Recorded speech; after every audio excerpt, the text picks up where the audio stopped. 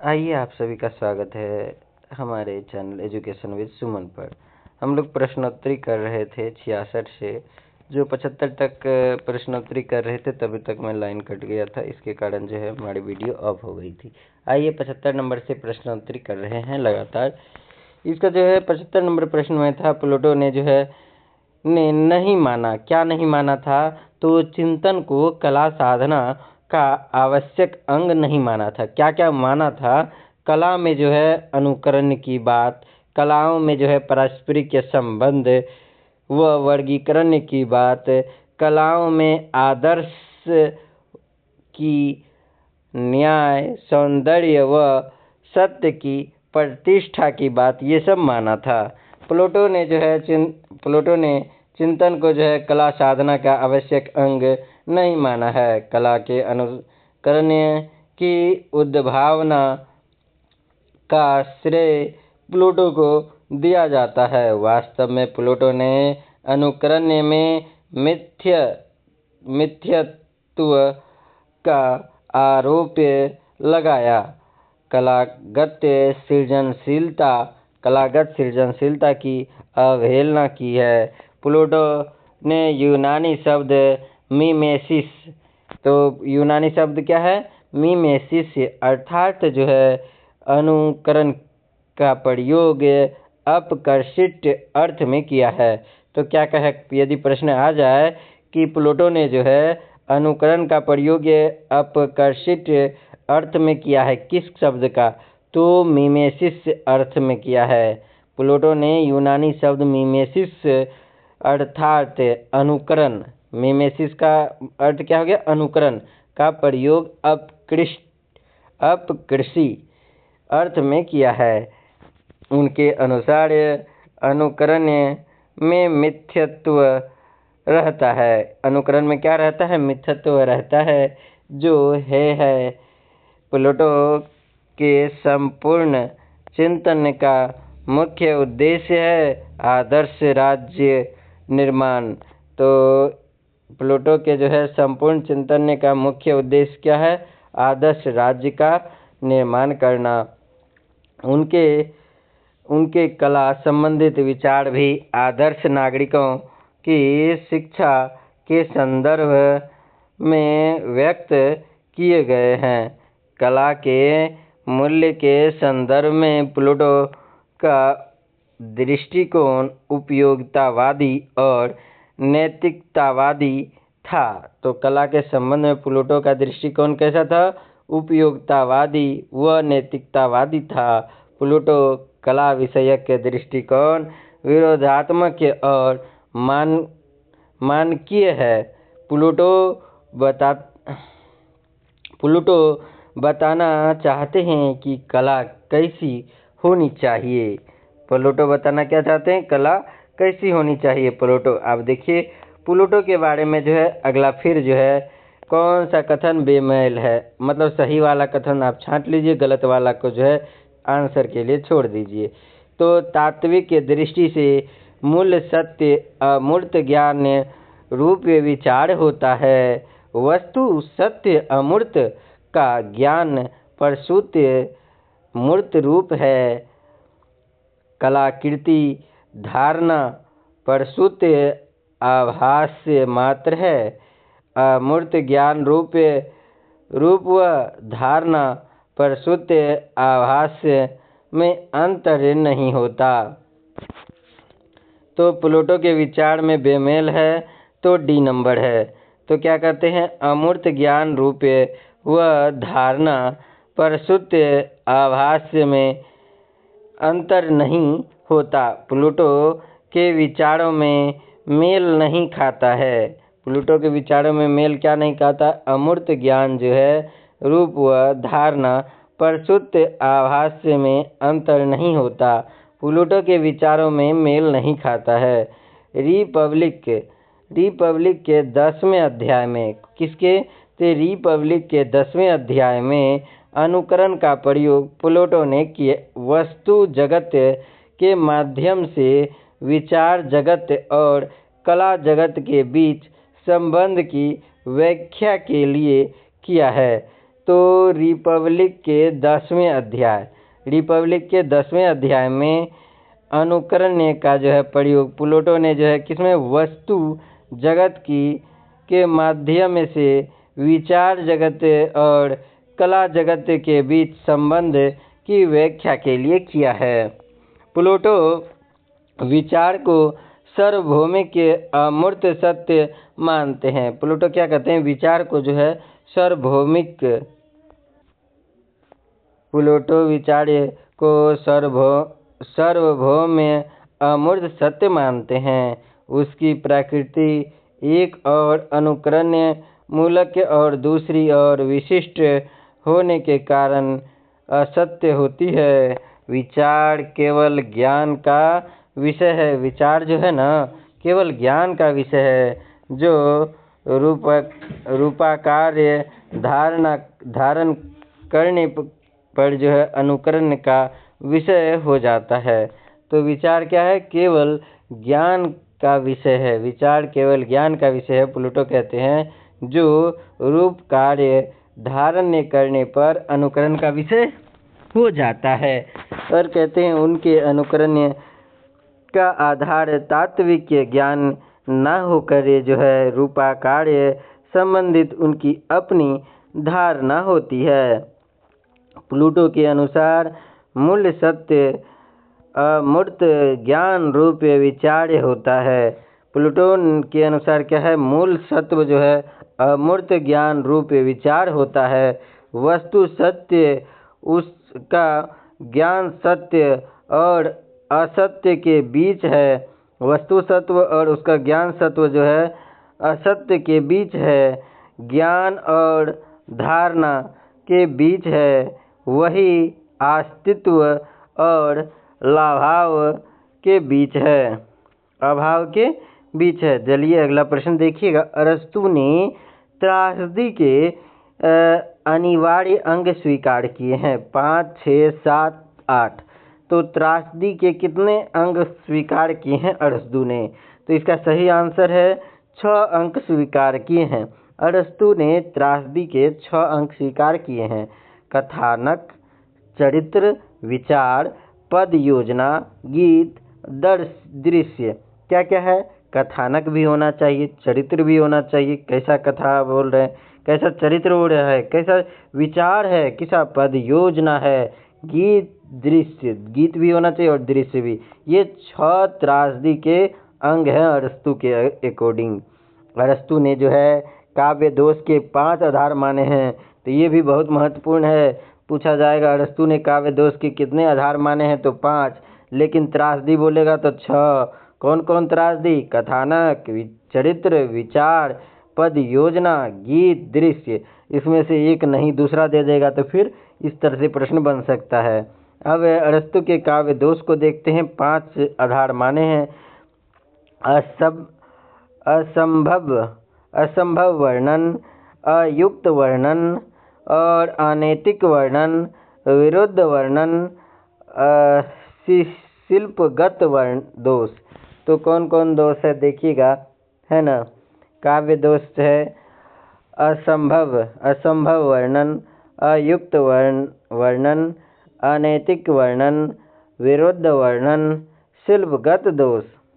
शिल्पगत एक दोष नाम से, बाद बाकी जो है वर्णन के नाम से है। असंभव, फिर अयुक्त, असंभव से ही संबंधित वो शब्द है अयुक्त।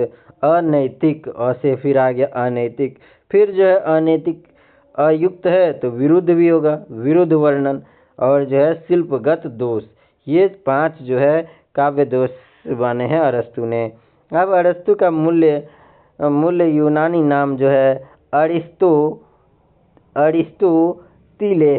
अरिस्टोतिलेस था। अरिस्टोतिलेस से अरिस्टोतिलेस से ही। उनके जो है गुरु का नाम सिकंदर था, याद रखिएगा। अरस्तु के गुरु का नाम क्या था? सिकंदर, विश्व विजेता, है ना। अरस्तु के जो है ग्रंथों की संख्या 400 बताई जाती है। अरस्तु के ग्रंथों की संख्या 400 बताई जाती है, जिसमें सर्व प्रमुख 3 हैं।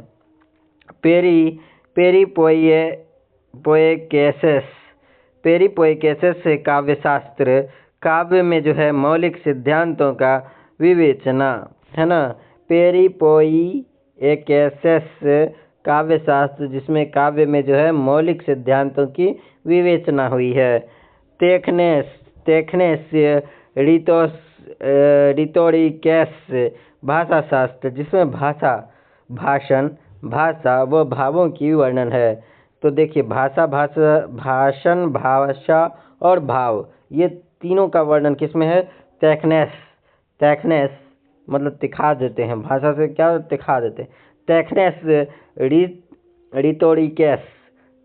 रिटोरिकेस और जो है काव्य के मौलिक सिद्धांत का विवेचन किसमें हुआ है?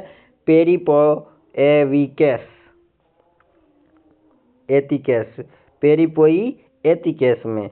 और तीसरा है वसीयतनामा, ये भी काफ़ी पूछा जाता है, किसकी रचना है? तो ये भी जो है अरस्तु की है। तो अरस्तु की वसीयतनामा में जो है दास प्रथा से मुक्ति का जो है प्रथम घोषणा पत्र भी कहा जाता है। तो वसीयतनामा क्या कहते हैं? दास प्रथा से जो है प्रथम में मुक्ति का जो है घोषणा पत्र भी कहते हैं। अगला 78 नंबर प्रश्न है, अरस्तु ने जो है के अनुकरण सिद्धांत के संबंध में असंगत कथन है। कला प्राकृतिक की जो है भावनात्मक तथा कल्पनात्मक अनुकृति नहीं है। काव्य का विषय प्राकृतिक का प्रतीयमान्य, संभव्य और आदर्श रूप है। अनुकरण एक सृजन क्रिया है। अनुकरण वह तंत्र है जिसके द्वारा कवि अपनी कल्पनात्मक अनुभूति की प्रक्षेपित अभिव्यक्ति को अंतिम रूप प्रदान करता है। तो इसका सही आंसर हो जाएगा ए नंबर, कला प्राकृतिक की भावनात्मक तथा कल्पनात्मक। देखिए कला जो है ना प्राकृतिक की भावनात्मक और कल्पनात्मक अनुकृति नहीं है। ये दोनों जो है क्या है? कला जो है प्राकृतिक की ना तो भावनात्मक है ना कल्पनात्मक अनुकृति है नहीं है। अरस्तु के अनुकरण सिद्धांत के संबंध में ये कथन असंगत है, ये गलत है। अरस्तु कहते हैं कि भावनात्मक और कल्पनात्मक अनुकरण की स्वीकार करते हैं। भावनात्मक और कल्पना जो करते हैं, भावना से कल्पना जो कर रहे हैं, उसको क्या करते हैं? अरस्तु स्वीकार करते हैं। अरस्तु का मानना है कि इस अनुकरण का चित्रण में कवि की जो है भावना और कल्पना का निश्चय ही योगदान होगा, वह नकल समान नहीं है। अरस्तु अनुकरण को सृजनात्मक क्रिया मानते हैं। अनुकरण को जो है सृजन वाला, मतलब दूसरे से देख के लिखना जो अनुकरण कर रहा है, ये सृजनात्मक क्रिया मानते हैं। कौन? तो अरस्तु मानते हैं। उनके अनुसार अनुकरण की प्रक्रिया जो है में कला द्वारा जो है प्रकृति के अनेक दोषों का जो है अपूर्णताएं पूरी की जाती है। काव्य कला को अरस्तु राजनीतिक तथा नीति शास्त्र की दृष्टि से ना देखकर सौंदर्य शास्त्र की दृष्टि से देखते हैं। अरस्तु ने सुंदर को शिव से अधिक व्यापक मानता है। अरस्तु ने जो है सुंदर को शिव से अधिक व्यापक माना है। अगला प्रश्न है, आप लोग उत्तर देने की कोशिश कीजिएगा। त्रासदी के अनिवार्य अंग के संबंध में उपर्युक्त कथन है। त्रासदी के संबंध में उपर्युक्त कथन: दृश्य विधान, पदावली व भाषा परिष्कार अनुकरण के विषय हैं। पदावली गीत व चरित्र अनुकरण के विषय हैं। कथानक के चरित्र व विचार अनुकरण के विषय हैं। भाषा परिष्कार दृश्य विधान व कथानक के अनुकरण के विषय हैं। इसका सही आंसर हो जाएगा सी नंबर। ये उपर्युक्त कथन है कौन सा त्रासदी के संबंध में? अभी 6 त्रासदी पढ़े थे ना कि अरस्तु के त्रासदी के अनिवार्य अंग के संबंध में उपर्युक्त कथन है कथानक, चरित्र और विचार अनुकरण के विषय हैं। देखिए तीसरा नंबर है ना, कथानक, चरित्र, विचार के अनुकरण के विषय हैं। ये 6 अंक जो है आपको याद रखना है। कथानक, चरित्र, विचार, पद, विन्यास या भाषा, गीत और दृश्य। कथानक के लिए अरस्तु ने संकलन त्रय है ना, संकलन त्रय का सिद्धांत दिया। इसमें जो उन्होंने देश, काल और कार्य के अनुपातिक के संयोग के माध्यम से कथानक के निर्माण को सुनिश्चित किया। कथानक का अर्थ है त्रासदी के विषय वस्तु का घटना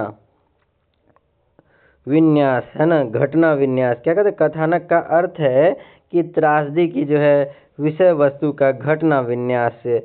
अरस्तु ने जो है त्रासदी में सबसे अधिक महत्व इसी तत्व को दिया। कथानक के लिए अरस्तु ने 3 विशेषण रखे हैं: गंभीर, पूर्ण, विस्तृत। गंभीर, पूर्ण, विस्तृत, ये 3 जो है, एक तो पूर्ण है, एक विस्तृत है और एक गंभीर है। कथानक के लिए अरस्तु ने कितने विशेषण ने रखे हैं? तो गंभीर, पूर्ण और विस्तृत 3 रखे हैं। 1 मिनट।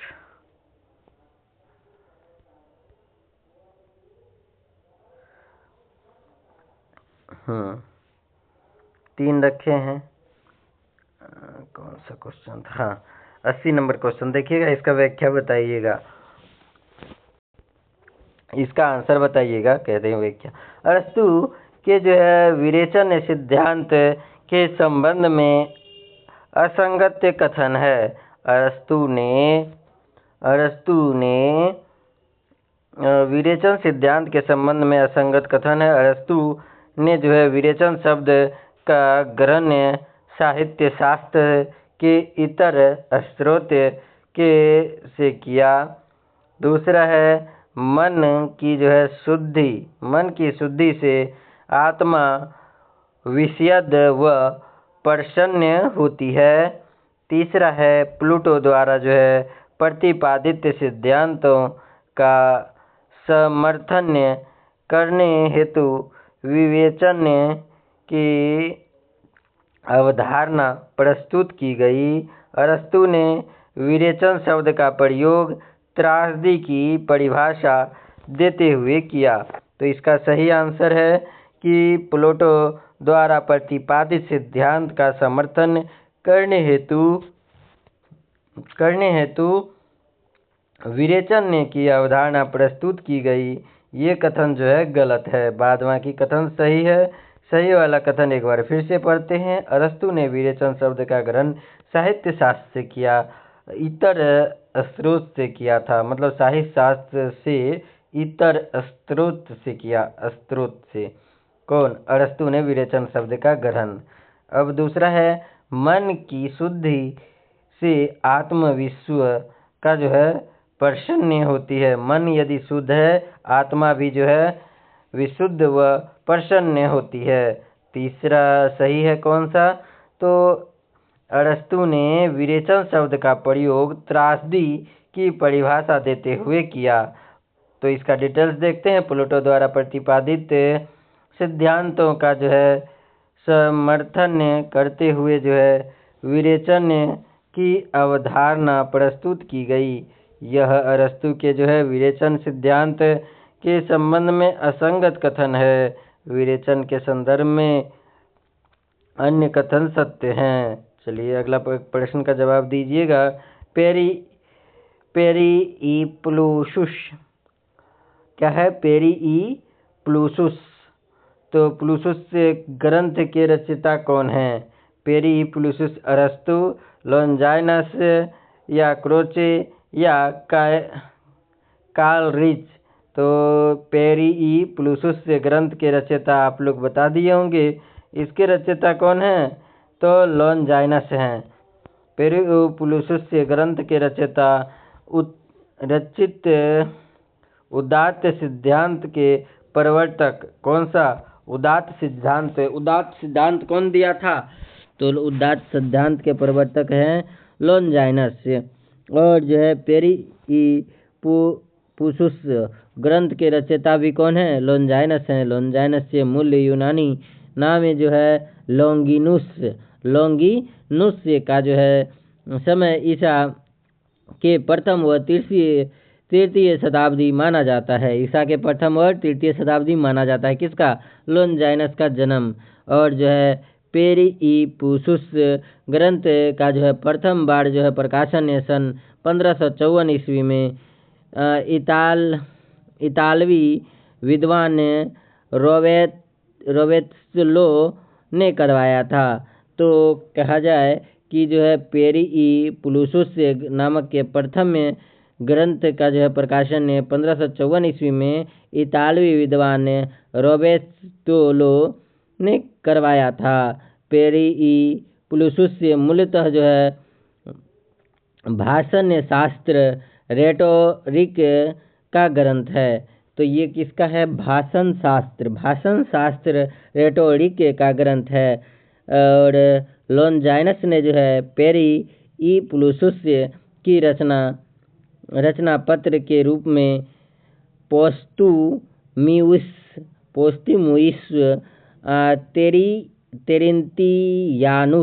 तेरिन्तियानुस नामक व्यक्ति को संबोधित करके की है। तो यदि पूछा जाएगा पेरिप्लुसस नामक रचना जो है लॉन्जाइनस ने जो है किसको संबोधित करके लिखा है? पोस्टुमुइस तेरिन्तियानुस नामक व्यक्ति को संबोधित करके लिखा गया है। और जो है लॉन्जाइनस से जो है किस सिद्धांत के प्रवर्तक थे? उदात्त सिद्धांत के प्रवर्तक थे। और पोस्टुमुइस लॉन्जाइनस ने अपनी रचना पेरिप्लुसस में उदात्त को काव्य की जो है आत्मा माना है। उदात्त को काव्य की आत्मा कौन मानते हैं? तो लॉन्जाइनस मानते हैं। याद रखिएगा, उदात्त को काव्य की आत्मा कौन मानते हैं? लॉन्जाइनस। उदात्त काव्य की आत्मा लॉन्जाइनस मानते हैं। उदात्त का जो है निरूपण सर्वप्रथम कोकिलिउस। तो सर्वप्रथम जो है उदात्त का जो है निरूपण सर्वप्रथम कोकिलिउस नामक के व्यक्ति ने किया था। तो यदि पूछा जाएगा उदात्त शब्द को आत्मा कौन मानते हैं? लॉन्जाइनस मानते हैं। लेकिन सबसे पहले प्रयोग कौन किए थे? उत्पत्ति कौन किए थे? है ना? तो केकिलिउस नामक व्यक्ति ने किया था। यह रोचक तथ्य है कि कुछ विद्वान यहाँ लॉन्जाइनस को प्रथम रोमांटिक समीक्षक मानते हैं। तो कुछ विद्वान जो है किस व्यक्ति को जो रोमांटिक समीक्षक मानते हैं? तो लॉन्जाइनस को मानते हैं। तो कई विद्वान ने जो है सर्वोत्तम क्लासिकल समीक्षक भी मानते हैं। सर्वोत्तम क्लासिकल समीक्षक किसको मानते हैं? लॉन्जाइनस को मानते हैं। लॉन्जाइनस ने कहा है उदात्त महान आत्मा की प्रतिध्वनि है। उदात्त जो है महान आत्मा की प्रतिध्वनि है। रचना पत्र के रूप में जो है पोस्टुमुइस तेरिन्तियानुस नामक व्यक्ति को संबोधित करने की लॉन्जाइनस ने अपनी रचना में पेरिप्लुसस की उत्पत्ति को जो है काव्य की जो है आत्मा माना है। ये हम 2-3 बार पढ़ भी चुके हैं। और उदात्त का निरूपण सर्वप्रथम केकिलिउस नामक के जो है व्यक्ति ने किया था। यह रोचक के कथन तथ्य है कि कुछ विद्वान जहां लॉन्जाइनस को प्रथम रोमांटिक समीक्षक मानते हैं, तो कई विद्वान जो है सर्वोत्तम क्लासिकल समीक्षक भी मानते हैं। लॉन्जाइनस ने कहा है कि उदात्त महान आत्मा की प्रतिध्वनि है। 82 नंबर क्वेश्चन का जवाब दीजिएगा। लॉन्जाइनस के उदात्त के स्रोत है ना, स्रोत में सम्मिलित नहीं है।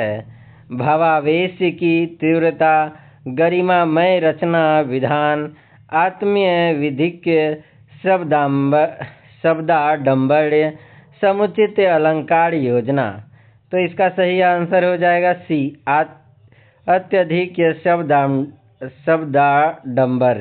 लॉन्जाइनस के उदात्त के स्रोत में जो है अत्यधिक शब्दाडंबर सम्मिलित नहीं है, बल्कि शब्दाडंबर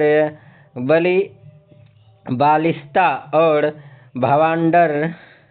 भावांबर उदात्त की 3 विरोधक तत्व है, अवरोधक तत्व है। लॉन्जाइनस से उदात्त के 5 स्रोत माने हैं। उदात्त के लॉन्जाइनस ने कितने तत्व माने हैं? तो 5 तत्व माने हैं। तो ये सब पूछा जाता है। महान विचारों की उद्भावना, लॉन्जाइनस कहते हैं कि पहला है महान विचारों की उद्भावना की क्षमता, दूसरा है भावों की प्रबलता, तीसरा है अलंकार, विचार अलंकार और शब्दालंकार की समुचित प्रयोग, चौथा है भाव्य पद योजना, उसमें शब्द चयन, बिंब विधान और शैलीगत परिष्कार अंतर्भूत है। रचना की गरिमा और उत्कर्ष का समुचित प्रभाव है। 83 नंबर प्रश्न देखिएगा और जवाब देने की कोशिश कीजिएगा। लॉन्जाइनस की जो है उदात्त संबंधित मानव मान्यता अनुसार असंगत कथन है। तो अभी पढ़े हैं तो उसके अनुसार आप लोग बता दीजिएगा।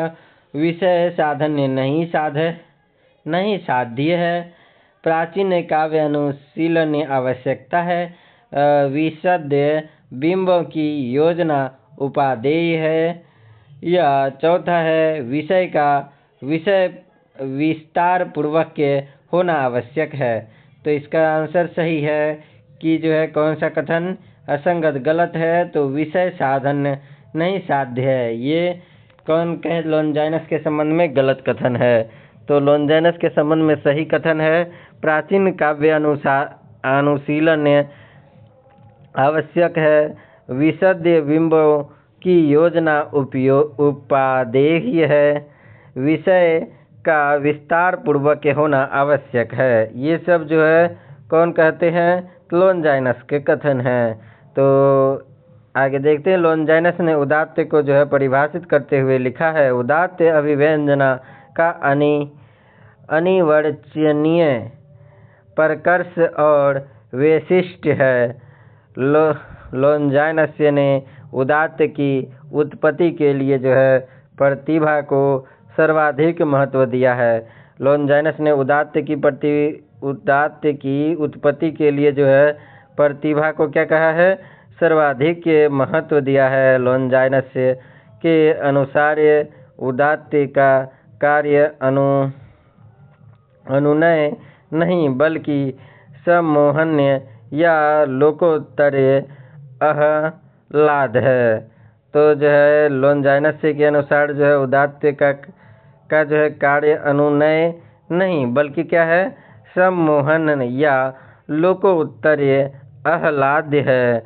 जहाँ प्लेटो और अरस्तु ने जो है उपदेशात्मकता और आनंद को काव्य तथा देखिए प्लेटो और अरस्तु दोनों जो है ना उपदेशात्मकता और आनंद को काव्य की तथा कला को मूल्य माना है। तो कौन जो है कला को मूल्य माना है और जो है उपदेशात्मकता और आनंद को काव्य, तो ये प्लेटो और अरस्तु। लेकिन वहीं लॉन्जाइनस ने जो है आनंदानुभूति को जो है काव्य और कला का मूल्य उद्देश्य माना है। क्रोचे के मान्यता नहीं है। क्रोचे ने की मान्यता नहीं है। कौन सी क्रोचे के अनुसार मान्यता नहीं है? सहज ज्ञान और प्रत्यक्ष ज्ञान में अभेद है। स्वयं प्रकाश से ज्ञान बौद्धिक ज्ञान से स्वतंत्र व स्वायत्त होता है। अभिव्यंजना ज्ञान रूप है और काव्य प्रकाश से कर्म रूप है। कला एक आध्यात्मिक प्रक्रिया है। तो इसका आंसर क्या हो जाएगा? तो आप लोग बताइए क्रोचे की मान्यता के अनुसार गलत वाला। तो गलत वाला हो जाएगा आपको ए नंबर। सहज ज्ञान और प्रत्यक्ष ज्ञान में अभेद है, क्रोचे की मान्यता नहीं है। क्रोचे का जन्म कब हुआ था? 1866 में।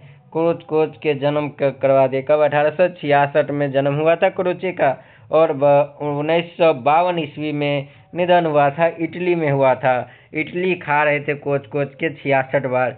तो कौन? क्रोचे। इटली में खा रहे थे, इटली में जन्म हुआ, 1866 ईस्वी में जन्म हुआ और 1952 में ईस्वी में जो है निधन हुआ। इस और क्रोचे की महत्वपूर्ण रचनाएं निम्न है। एस्थेटिक जो है ना, एस्थेटिक, एक जगह एस्थेटिक रूप से रहिए तो क्रोचे 1902 में, एस्थेटिक 1902 क्रोचे का है। ये पूछ देते हैं मिलान के लिए। New essays on aesthetic 1920, new essays on aesthetic 1920, defence of poetry 1933, defence of poetry 1933 से क्रोचे का अभिव्यंजना सिद्धांत सहज अनुभूति अभिव्यंजना पर आधारित है। क्रोचे का अभिव्यंजना सिद्धांत जो है किस पर आधारित है? सहज अनुभूति अभिव्यंजना पर आधारित है, जो उनके अनुसार जो है चेतना की सबसे महत्वपूर्ण प्रक्रिया है। चेतना की सबसे महत्वपूर्ण प्रक्रिया क्या है?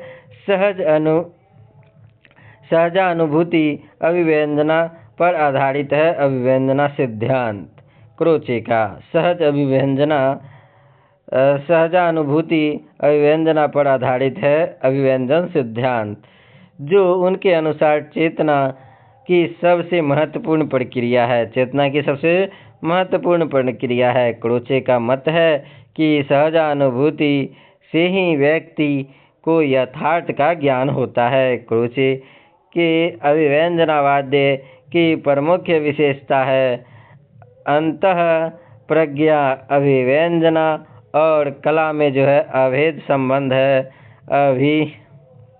अभिव्यंजना आत्मिक क्रिया है, प्रत्येक अंतः प्रज्ञा कला है और प्रत्येक कला अंतः प्रज्ञा है। कला वस्तु में नहीं होती बल्कि वस्तु द्वारा अभिव्यक्त रूप में होती है। कला आंतरिक होने के साथ अखंड है। क्रोचे के जो है संबंध में असंगत कथन है। क्रोचे का जो है अभिव्यंजनावाद सिद्धांत केवल काव्य पर ही लागू नहीं होता, सभी ललित कलाओं के लिए जो है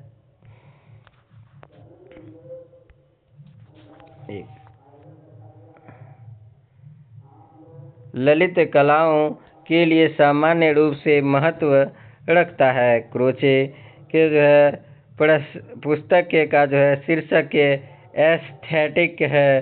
क्रोचे ने मार्क्स द्वारा जो है प्रतिपादित द्वंद्वात्मक भौतिकवाद को स्वीकार किया है। क्रोचे मूलतः आत्मवादी दार्शनिक थे। तो इसका सही आंसर देखिएगा क्या है? क्रोचे ने जो है मार्क्स द्वारा जो है प्रतिपादित द्वंद्वात्मक भौतिकवाद को स्वीकार किया है। द्वंद्वात्मक भौतिकवाद को क्या किया है? स्वीकार किया है। कौन? क्रोचे। द्वंद्व हो रहा था। क्रोचे 66 में जन्म हुआ था। कहाँ? तो इटली, है ना, इटली में हुआ था। कोच के इटली खाए थे 66 बार। तो क्रोचे का जन्म कहाँ हुआ? इटली में हुआ, 66 में हुआ और जो है 1866, और द्वंद्वात्मक भौतिकवाद को जो है स्वीकार किया है। यह क्रोचे के संबंध में असंगत कथन है। तो क्या संगत कथन है? क्रोचे प्रत्ययवादी दर्शक है, ना कि द्वंद्वात्मक भौतिकवाद को स्वीकार किया है। तो स्वीकार किसको किया है? प्रत्ययवादी दार्शनिक थे। कैसे दार्शनिक थे क्रोचे? प्रत्ययवादी दार्शनिक थे। ये आत्मवादी भी माने जाते हैं और प्रत्ययवादी दार्शनिक थे ही, ये आत्मवादी भी माने जाते हैं। क्रोचे आत्मा या चेतना की जो है 4 क्रियाएं मानते हैं, जो निम्न है। आत्मा या चेतना की क्रिया: सिद्धांतिक का ज्ञान, व्यवहारिक या इच्छा, सैद्धांतिक का ज्ञान। सैद्धांतिक का ज्ञान जो है 2 भाग में है, अंतःप्रज्ञा है ना, और तर्कात्मक। व्यवहारिक या इच्छा जो है आर्थिक और नैतिक है। अभिव्यंजना के संदर्भ में क्रोचे अंतःप्रज्ञा को महत्वपूर्ण मानते हैं। क्रोचे किसको मानते हैं महत्वपूर्ण? अंतःप्रज्ञा को महत्वपूर्ण मानते हैं। कला को वह अंतःप्रज्ञा की अभिव्यक्ति ही मानते हैं। क्रोचे के एस्थेटिक के 2 भाग हैं। क्रोचे के एस्थेटिक के 2 भाग हैं। इसमें जो है प्रथम भाग, इसमें सौंदर्य शास्त्र का सैद्धांतिक विवेचना है, और द्वितीय भाग में जो है इसमें सौंदर्य शास्त्र का इतिहास है। इसमें द्वितीय में सौंदर्य शास्त्र का इतिहास है। चौथा 86 नंबर प्रश्न है, क्रोचे के अनुसार एक कला की जो है सृजन प्रक्रिया से जुड़ा अनिवार्य चरण नहीं है। कलाकार द्वारा जो है उद्दीपक प्रभावों के अंतर्गत अमूर्त संवेदना का अनुभव है। दूसरा है बिंब विधान के माध्यम से मानस्य स्तर पर अभिव्यंजना की पूर्णता। तीसरा है कल्पना शक्ति के माध्यम से उद्दीपक के प्रभावों का जो है संश्लेषण तथा अन्वय। चौथा है मानक अभिव्यंजना का जो है भौतिक स्तर पर कला आदि के रूप में आवरण। इसका सही आंसर है डी नंबर। मानस्य अभिव्यंजना का भौतिक स्तर पर कला आदि के रूप में आवरण क्रोचे के अनुसार कला सृजन प्रक्रिया से जुड़ा अनिवार्य अंग चरण नहीं है। तो अनिवार्य चरण कौन कौन सा ये देखिएगा। क्रोचे का कला का जो है कोई प्रयोजन स्वीकार नहीं किया है। कला का कोई प्रयोजन कौन नहीं स्वीकार किया है? तो क्रोचे कला को नहीं पर स्वीकार किया, और उनका मानना है कि कला कला के लिए होती है। कला कला के लिए होती है। कौन मानते हैं? क्रोचे मानते हैं। कोई विरोध भी किए थे? अभी बताइएगा आप कौन विरोध किए थे। क्रोचे कला निर्माण के निम्नलिखित चरण माने हैं। चरण कौन कौन है? संस्कार, अभिव्यंजना, सौंदर्य मूलक आनंद, सौंदर्य का ध्वनि, गति, रेखा, रंग आदि में जो है रूपांतरण। क्रोचे ने कला निर्माण में जो है प्रतिभा को मूल कारण माना है। तो कौन जो है प्रतिभा को मूल कारण मानते हैं? तो क्रोचे मानते हैं। कला निर्माण में प्रतिभा को मूल कारण कौन मानते हैं? क्रोचे मानते हैं। क्रोचे का कहना है कि जो है कलाकार में जो है सौंदर्य की उत्पत्ति होती है। तो कौन कहते हैं कि कलाकार में सौंदर्य की उत्पत्ति होती है? तो क्रोचे कहते हैं। भावक में सौंदर्य की पुनरुत्पत्ति ही होती है। तो भावक में जो है सौंदर्य की क्या होता है? पुनरुत्पत्ति होती है।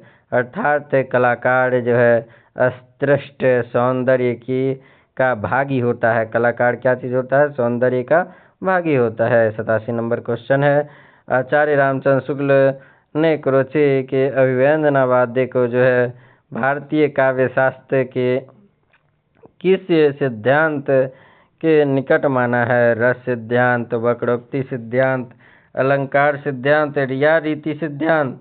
तो इसका सही आंसर है वक्रोक्ति सिद्धांत। आचार्य रामचंद्र शुक्ल ने जो है क्रोचे के अभिव्यंजनावाद को जो है भारतीय काव्य शास्त्र के वक्रोक्ति सिद्धांत के निकट माना है। तो क्रोचे ने, आचार्य रामचंद्र शुक्ल ने जो है क्रोचे के अभिव्यंजनावाद को जो है भारतीय काव्य शास्त्र के जो है वक्रोक्ति सिद्धांत, कौन से सिद्धांत? वक्रोक्ति सिद्धांत के निकट माना है। हिंदी में जो है अभिव्यंजनावाद का सर्वप्रथम में प्रयोग जो है आचार्य रामचंद्र शुक्ल ने किया था। यदि पूछा जाएगा हिंदी में अभिव्यंजनावाद का सर्वप्रथम प्रयोग किसने किया था? हमारे शुक्ल जी ने किया था। किया है।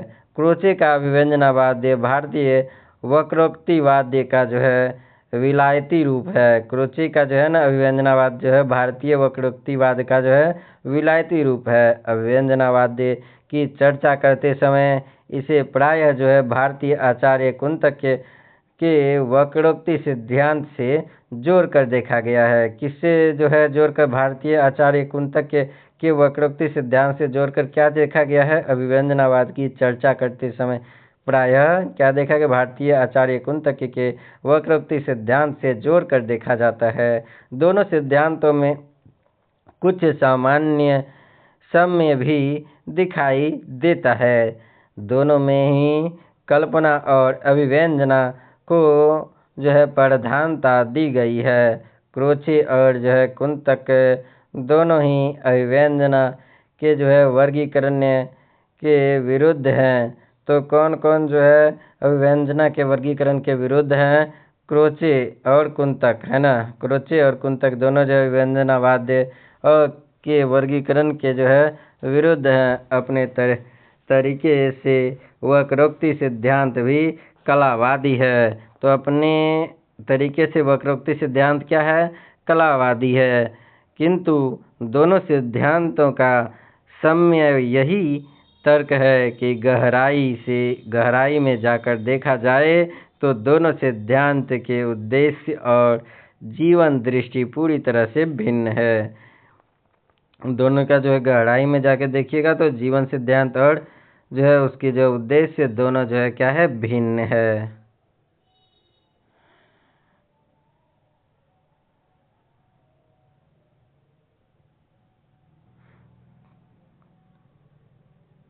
आइए अगला प्रश्न का उत्तर दीजिएगा। 88 नंबर प्रश्न है, कॉलरिज के दृष्टि में कल्पना के विषय में असंगत कथन है। वे कल्पना को जो है ईश्वरीय शक्ति मानते हैं। वे ललित कल्पना व कल्पना में जो है सहज संबंध मानते हैं।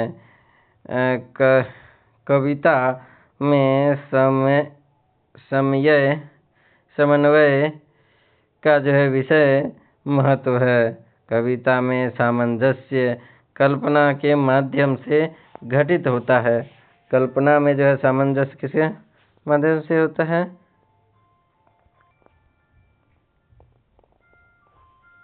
कॉलरिज ललित कल्पना व कल्पना में सहज संबंध मानते हैं।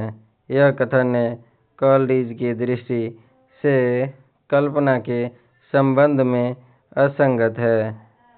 सैमुअल टेलर कॉलरिज का जन्म 1772 ईस्वी में इंग्लैंड में हुआ था। कॉलरिज के महत्वपूर्ण गद्य रचनाएं निम्न हैं। The friend, church and state, aids to reflection. Coleridge का रचना देखिए। जन्म याद रखिएगा, इनका जन्म हुआ था 1772 में इंग्लैंड में। इंग्लैंड गए थे कौन? कॉलरिज कॉल करने कहाँ गए? इंग्लैंड में 2 बार गए कॉल करने। कॉलरिज 72 में कहाँ? इंग्लैंड गए थे कॉल करने। इन गद्य रचनाएं हैं। द फ्रेंड उसको मिल गया जो चर्च एंड एस्टेट में गया लेके। उसको कहाँ गया? चर्च एंड एस्टेट लेके गया। और जो है एड्स टू रिलैक्सन हो गया। उसको कहाँ ले गया था? चर्च एंड एस्टेट ले गया था। द फ्रेंड किसका? तो कॉलरिज का। कन्फेसज ऑफ एन इनक्वायरिंग स्पिरिट। कॉलरिज ने कल्पना और ललित कल्पना में निम्न अंतर बताया है। कॉलरिज ने कल्पना और ललित कल्पना में जो है निम्न अंतर बताया है। क्या क्या अंतर है? कल्पना जो है यह बिंबों को विगलित कर नए रूप में परिवर्तित करती है। यह ललित कल्पना जो है यह बिंबों को सिर्फ पास रख देती है, कोई परिवर्तन नहीं करती। तो फिर कहते हैं कल्पना जो है यह जैव कार्य पद्धति पर आधारित है। ललित कल्पना यह यांत्रिक कार्य पद्धति पर आधारित है। कल्पना जो है यह प्रतिभा की उपज है। ललित कल्पना यह प्रज्ञा की उपज है। और कल्पना जो है, कल्पना अंतः प्रेरणा प्रत्यक्ष आदि से सामग्री ग्रहण करती है। और ललित कल्पना जो है यह प्रधानतः स्मृति से जो है सामग्री ग्रहण करती है। अगला प्रश्न है, एक मिनट, हाँ, बायोग्राफिया लिटरेसिया, ये तो इसके लेखक आपको पता होगा कॉलरिज हैं। कॉल करके जो है बायोग्राफी पढ़ने के लिए जो है, किसी का बायोग्राफी पढ़ने के लिए कॉल करना पड़ेगा। क्या है आपका बायोग्राफी लेना है तो कॉल कीजिए। कॉलरिज का बायोग्राफी लिटरेसिया बहुत महत्वपूर्ण रचना है। इसका डिटेल्स देखिएगा। बायोग्राफिया लिटरेसिया ये पुस्तक के लेखक कॉलरिज हैं। कॉलरिज जो है प्रत्ययवादी थे और उनकी जो है काव्य संबंधित धारणा जैववादी सिद्धांत पर आधारित है। कॉलरिज ने कल्पना के संबंध में लिखा है। इसमें जो है संश्लेषणात्मक तथा जादुई शक्ति होती है। तो क्या चीज़ में, कल्पना में जो है क्या होती है, संश्लेषणात्मक तथा जादुई शक्ति होती है, जो विरोधी या विसंवादी धर्मों में संतुलन स्थापित करती है। ये कौन कह रहे हैं? कॉलरिज कहते हैं कि इसमें जो है कल्पना के संबंध में लिखा है कॉलरिज कि जो है यह संश्लेषणात्मक तथा जादुई शक्ति होती है। कल्पना जादुई वाला शक्ति, जो विरोधी या जो है विसंवादी धर्मों में संतुलन स्थापित करती है। फैंटेसी के लिए जो है रमय कल्पना या ललित कल्पना शब्द का प्रयोग हुआ है।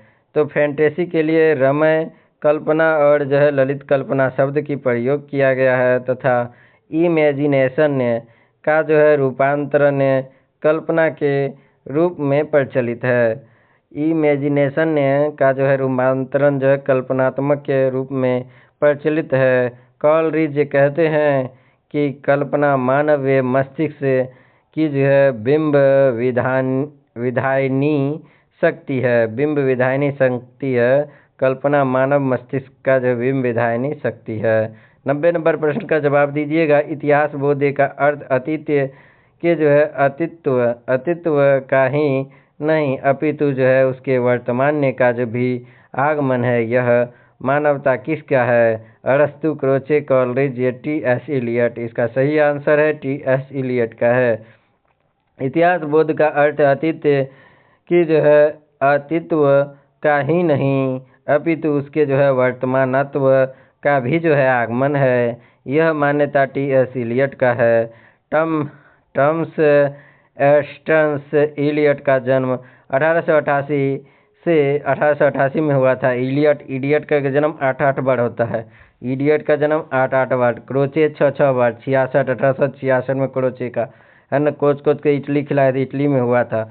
लेकिन इडियट हो गया 8 बार। 8 बार मार खाता है इडियट अमेरिका में, है ना। अमीर सब होता है इडियट, अमीर सब क्या होता है इडियट 8 बार, है ना। इलियट जो है 88 में जन्म हुआ था। कहाँ? तो अमेरिका में हुआ था। इलियट को द वेस्टलैंड कृति के लिए जो है 1948 में नोबेल पुरस्कार। वेस्टलैंड, बहुत वेस्ट कृति लिखा था। इडियट लोग भी जो है ना वेस्ट कृति लिखता है। द वेस्टलैंड कृति के लिए जो 1948 में, कब? 48 में जो नोबेल पुरस्कार दिया गया था। और इलियट ने परंपरा और व्यक्तित्व प्रज्ञा नामक के लेख में निम्नलिखित बात कही है। तो कौन कौन परंपरा और व्यक्ति प्रज्ञा नामक के लेख में निम्नलिखित बात कही है? प्रत्येक राष्ट्र की प्रत्येक प्रजाति की अपनी सृजनात्मक मनोवृत्ति के साथ ही आलोचनात्मक मनोवृत्ति भी होती है। सांस की तरह आलोचना अनिवार्य तथा नैसर्गिक क्रिया है। सांस की तरह ही जो है ना आलोचना क्या है, अनिवार्य और नैसर्गिक क्रिया है। कौन कह रहे हैं, याद रखिएगा, वही इलियट लोग भी बहुत बढ़िया कहते हैं। सांस की तरह आलोचना अनिवार्य और नैसर्गिक क्रिया है। प्रत्येक राष्ट्र की जो है, प्रत्येक प्रजाति की अपनी ही सृजनात्मक मनोवृत्ति के लिए आलोचनात्मक मनोवृत्ति भी होती है। व्यक्ति की प्रज्ञा परंपरा से अशब्द, निरक्षेप, निरपेक्ष या विचित्र वस्तु नहीं है।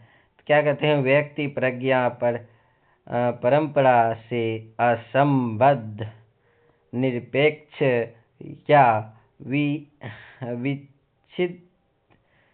विचित्र वस्तु नहीं है। इतिहास बोध का अर्थ ये अतीत की जो है अतीत्व का नहीं अपितु उसके जो है वर्तमानत्व का भी जो है अवगमन है। इतिहास जो है ना, बोध का अर्थ जो है अतीत के अतीत्व का नहीं अपितु जो है उसके वर्तमान का भी आगमन है। कवि को जो है अतीत का अर्थात जो है परंपरा का ज्ञान तो होना चाहिए, परंतु ज्ञान भाड़ से आक्रांत नहीं होना चाहिए। टी.एस. इलियट ने जो है का मत नहीं है कौन सा कला और जैविक सत्ता होती है, कला में की जैविक सत्ता होती है। कविता का जो है अपना एक अलग स्वतंत्र जीवन है। तो काव्य संवेदना और कवि के जो है मन की संवेदना भिन्न होती है। कला का जो है संवेग्य व्यक्तिक होता है। तो इसका आंसर जो है ये वाला नहीं है। कला का जो है संवेग व्यक्तिक होता है। कौन कौन सा सही है इलियट के संबंध में, कला की जो है जैविक सत्ता होती है, कविता का अपना एक अलग स्वतंत्र जीवन है, काव्यगत संवेदना और कवि के मन में संवेदना भिन्न होती है। कला का जो है संवेग्य व्यक्तिक होता है। यह टी.एस. इलियट का मत नहीं है। इलियट की आलोचना व मूलाधार लेख tradition and the individual talent, परंपरा और व्यक्तिगत प्रज्ञा, द सेक्रेडिवुड के जो है संकलित है। इलियट के अनुसार एक कला व्यक्तित्व की जो है अभिव्यंजना नहीं बल्कि उससे जो है पलायन है। उसमें स्पष्ट किया है कि लेखक के और कवि का जो है व्यक्तित्व एक उत्प्रेरक की तरह होता है जो रचना को प्रभावित तो करता है पर उसमें जो है दिखाई नहीं देता। इलियट ने कला को दूर से देखे जाने वाली जो है वस्तु के रूप में प्रस्तुत किया है।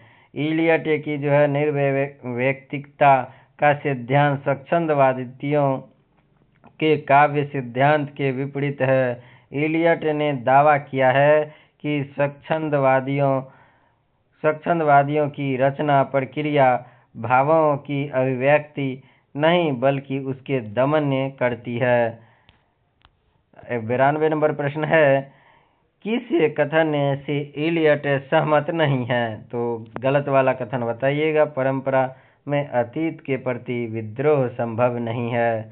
परंपरा के ज्ञान से साहित्यकार को यह जानकारी हो जाती है कि उसे क्या करना चाहिए। परंपरा के ज्ञान से यह ज्ञात होता है कि साहित्यकार की कृति का मूल्य क्या है। परंपरा द्वारा जो है द्वार के रूप में स्वयं उपलब्ध नहीं होती, उसे प्राप्त करने के लिए सचेत प्रयत्न किया जाता है। तो इसका आंसर पहला है, गलत आंसर पहला है, दूसरा सही है। परंपरा के इलियट के संबंध में सहमत कथन कौन सा है? परंपरा के जो है ज्ञान से जो है साहित्यकार को यह जानकारी हो जाती है कि उसे क्या करना चाहिए। परंपरा के ज्ञान से जो है यह ज्ञात होती है कि साहित्यकार की कीर्ति का मूल्य क्या है। परंपरा जो है दाय के रूप में स्वयं उपलब्ध नहीं होती, उसे प्राप्त करने के लिए सचेष्ट प्रयत्न किया जाना चाहिए। देखिए इसका व्याख्या एक बार पढ़ लेते हैं। परंपरा के अतीत की जो है प्रति विद्रोह संभव नहीं है। अतीत के प्रति विद्रोह संभव, ये कथन गलत है। लेकिन परंपरा जो है सिद्धांत इलियट का एक महत्वपूर्ण सिद्धांत है। इसके अनुसार जो है परंपरा वाला सिद्धांत कौन, इलियट लोग दे दिए थे ना। इसके अनुसार किसी भी रचना के मूल्यांकन और रचनाशीलता के जो है महत्वपूर्ण सिद्धांत है। इसके अनुसार किसी भी रचना का मूल्यांकन रचनाशीलता के संपूर्ण परंपरा की जो है सापेक्षता में होना चाहिए। इसका अर्थ है कि किसी रचना का महत्व उतना ही होता है जितना सामंजस्य वह संपूर्ण परंपरा में करती है। इलियट परंपरा को जो है वह वर्तमान से अलग नहीं बल्कि उसका जो है उसका ही एक हिस्सा मानते हैं। क्या कहते हैं, इलियट परंपरा को जो है ना वर्तमान से अलग नहीं मानते बल्कि उसका ही एक हिस्सा मानते हैं। नए कवियों के लिए जो है इलियट अतीत के ज्ञान की जरूरी मानते हैं। नए कवियों के लिए जो है इलियट क्या मानते हैं, अतीत का ज्ञान आपको जरूरी होना चाहिए। इलियट के जो है ट्रेडिशन एंड द इंडिविजुअल ट्रेलेस मन परंपरा और व्यक्ति के प्रज्ञा नामक के जो है लेख्य का उद्देश्य रोमांटिक संप्रदाय की जो है व्यक्तिवादिता के बदले परंपरा का महत्वपूर्ण स्थान स्थापित करना और परंपरा के अंतर्गत ही व्यक्ति के प्रज्ञा की सार्थकता प्रदर्शित करना है। अब 93 नंबर प्रश्न का उत्तर दीजिएगा। कविता जो है भाव का स्वच्छंद प्रभाव नहीं मानते हैं। पलायन है व्यक्तित्व के जो अभिव्यक्ति नहीं, उससे मुक्ति का नाम है। सामान्यता किसकी है, प्लूटो, अरस्तु, टी.एस. इलियट या क्रोचे। कविता भाव का स्वच्छंदता प्रभाव नहीं, ये कथन जो है टी.एस. इलियट का है। कविता भाव की स्वच्छंदता प्रभाव नहीं, भाव से जो है पलायन है व्यक्तित्व की अभिव्यक्ति नहीं, उससे जो है मुक्ति का नाम है। यह मान्यता टी.एस. इलियट की है।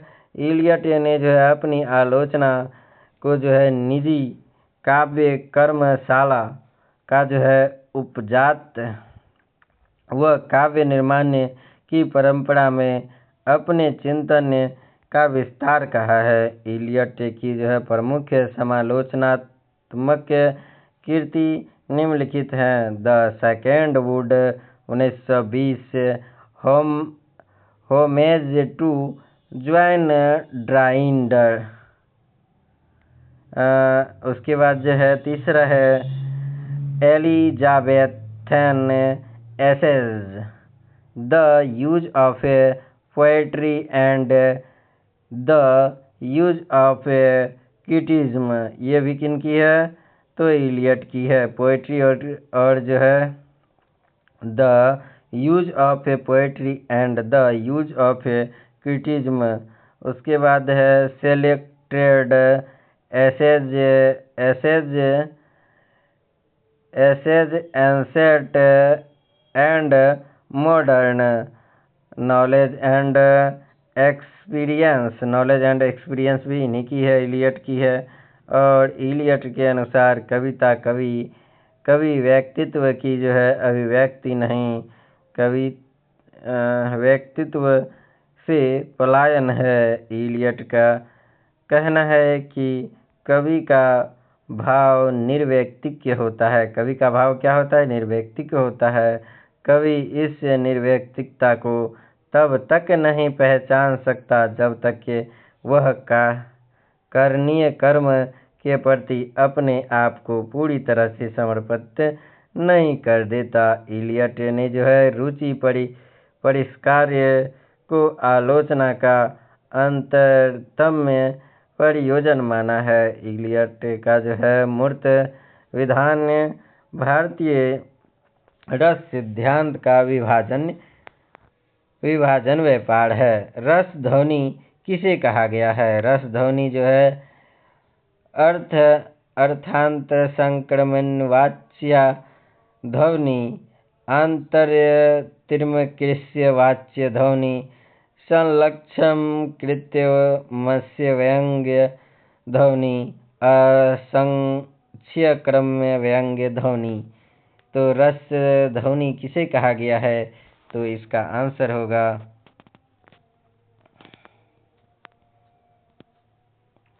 डी नंबर, असंलक्ष्य कर्म व्यंग्य ध्वनि को जो है रस ध्वनि कहा गया है, जहाँ व्यंग्यार्थ विभाव अनुभाव और संचारी भाव के संयोग पर जो है आधारित होता है, रस्य ध्वनि मानी जाती है। रस ध्वनि रसीदी ध्वनि को असंलक्षण क्रम्य व्यंग्य ध्वनि भी कहते हैं, क्योंकि अन्य ध्वनि भेदों की तुलना में इसमें वाच्याय के अनंतर्य व्यंग्यार्थ की प्रतीत इतनी त्वरित होती है कि लक्षित नहीं होती। आनंदवर्धन ने रस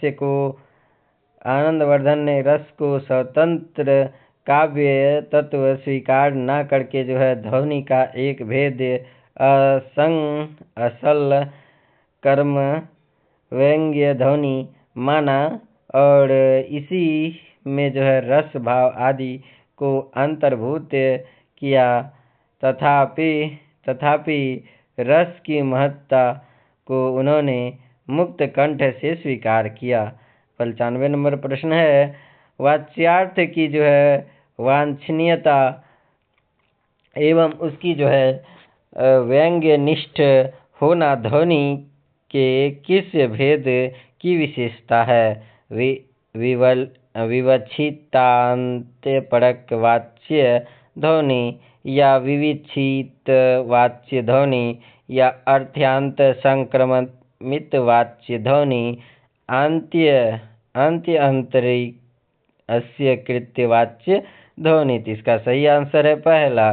तो वाच्यार्थ की जो है वांछनीयता एवं उसकी व्यंग्यनिष्ठता होना ध्वनि की जो है विविक्षिता अन्य परवाच्य ध्वनि की विशेषता है।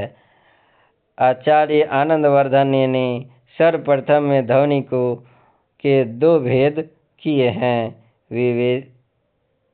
अविवक्षित वाच्य ध्वनि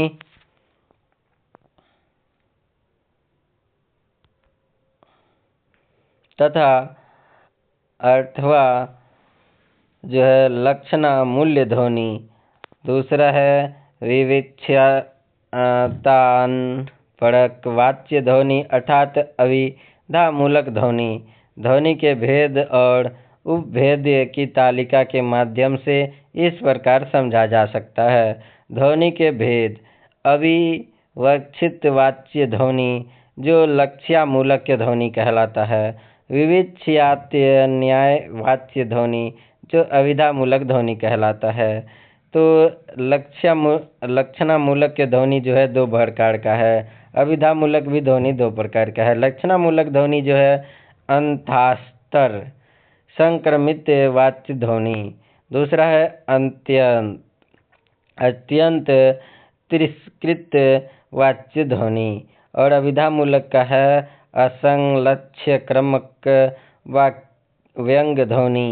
दूसरा है संलक्ष्य क्रम्य व्यंग्य ध्वनि, जहाँ व्यंग्यार्थ के पूर्व मुख्यार्थ विद्यमान रहता है, अर्थात मुख्यार्थ बोध नहीं रहता तथा जिससे लक्ष्यार्थ के ग्रहण की आवश्यकता पड़ी वही विविक्षितान्यपरक के वाच्य ध्वनि है, विविक्षित्यान्यपरक के वाच्य ध्वनि है तथा विविध अभिधा मूलक ध्वनि होती है। याद रखिएगा, इस नाम सब थोड़ा सा अटपटा है क्योंकि जो है ये आप क्या पढ़ रहे हैं, अलंकारवादी रचनाओं के पढ़ रहे हैं, है ना।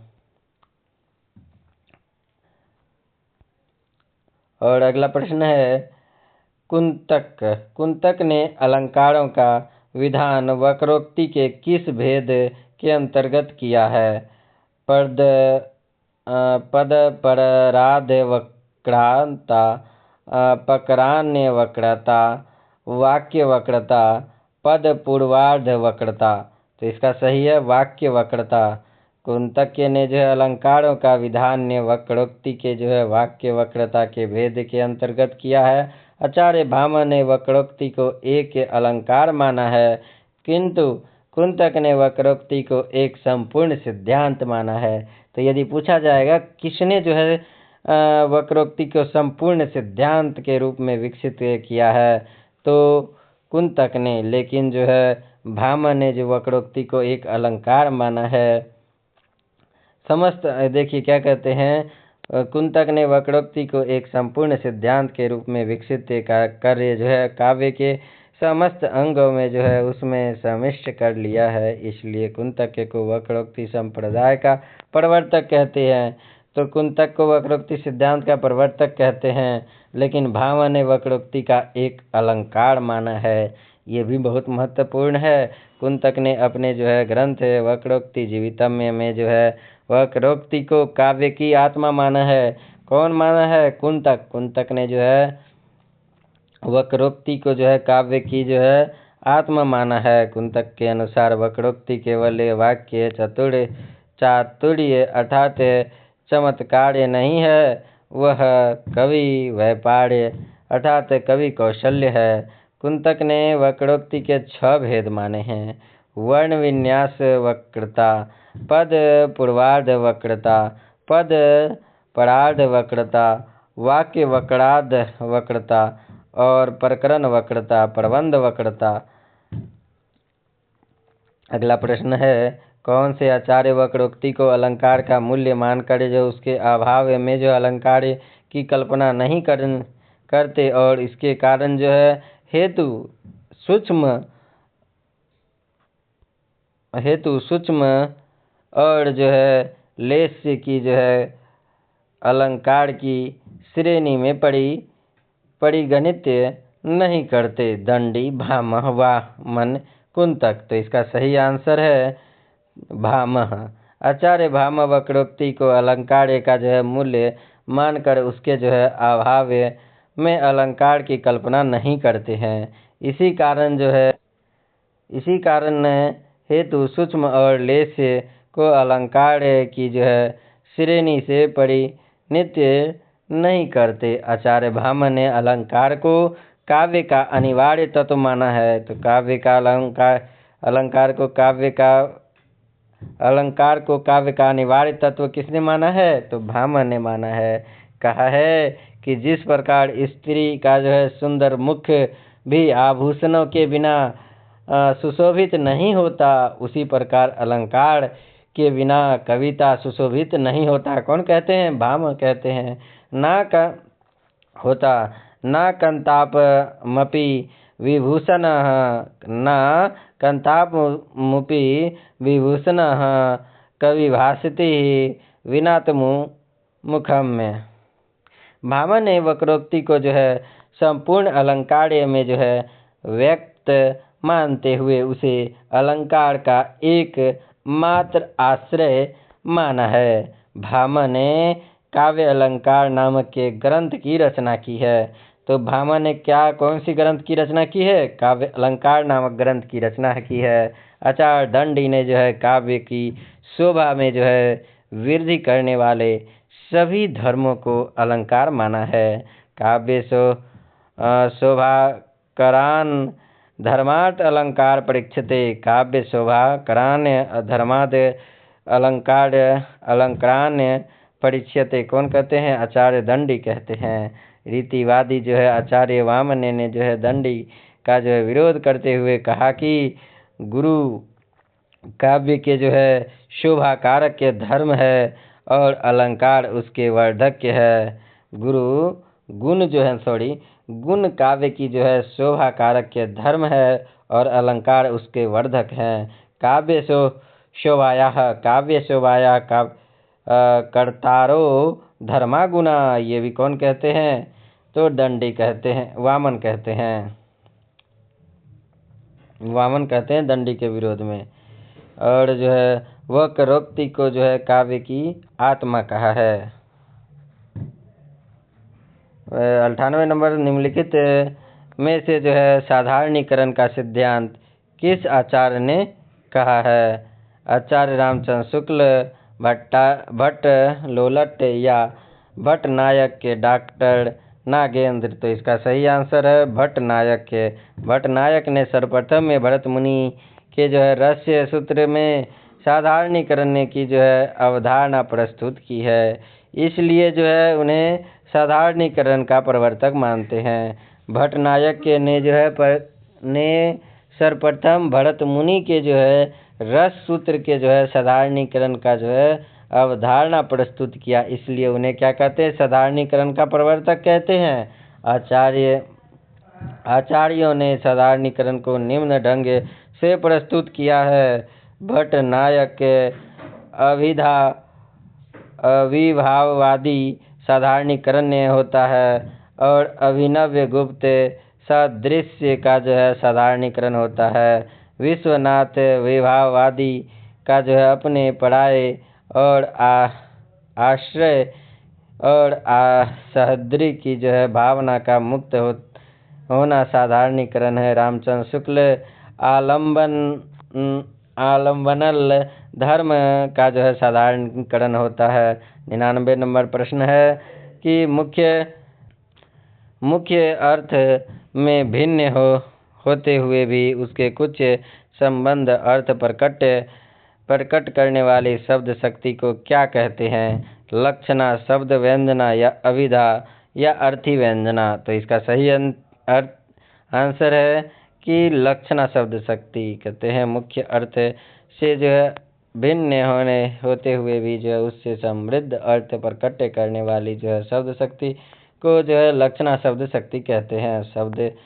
शब्द या शब्द समूह में जो अर्थ छिपा होता है उसे प्रकाशित करने वाली जो है शक्ति का नाम शब्द शक्ति है। शब्द शक्ति के 3 भेद हैं।